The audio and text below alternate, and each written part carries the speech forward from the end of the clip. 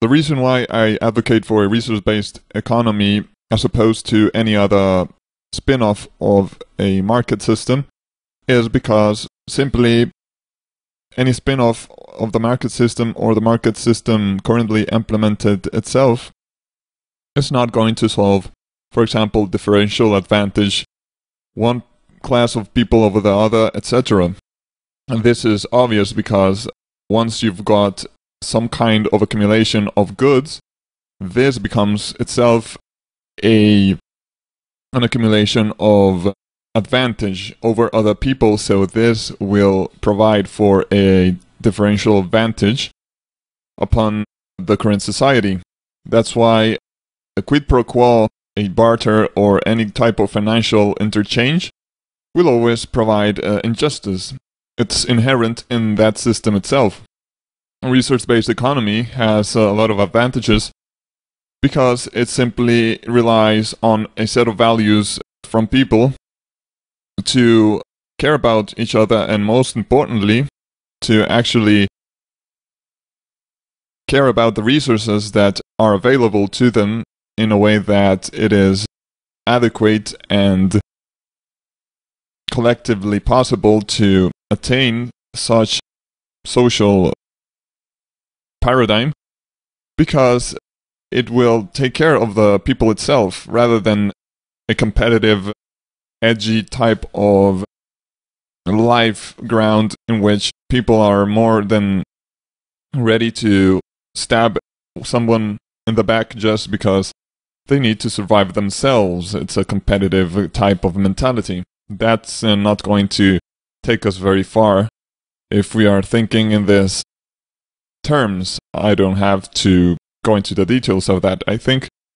So really, a resource-based economy can solve a lot of issues. I don't think it's perfect, but it definitely solves a lot of issues that the current system is withholding, and not only withholding unintentionally, but also foreseeing that that may benefit the very high class of the financial system, that is, the 10%, the upper 10% of people that have actual possibilities of capital, and it will always benefit them. It's very rarely the poorest or the middle class.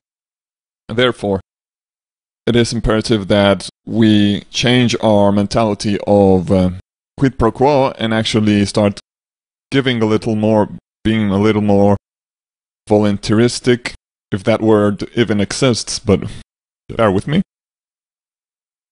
Of course, that it will take a lot of time. It will have to be through a transition, but we have to be open-minded. And most importantly, be skeptical and not let anyone take advantage of the situation while we take the transition. We should definitely keep an eye on people that will take advantage of how the technology will work. Therefore, we should be very careful as to not take leaders. This is to say that there is no leader authentically, and it has to be holistically. That means globally. If we discriminate any type of race, ethnicity, sex, or any type of social stigma or paradigm, we will definitely suffer from that special case of people, because they will feel marginalized, and of course that will affect the rest of society, because they will become the new terrorists or the new people that do not comply with the values that we're trying to portray. Therefore, it has to be holistically implemented, and most importantly, every one of us has to be in agreement. Otherwise, it will be very problematic. Now, it doesn't have to be a dramatic shift, but, slowly understand what it really teaches us. The resource-based economy, at the end, it's just sharing the resources.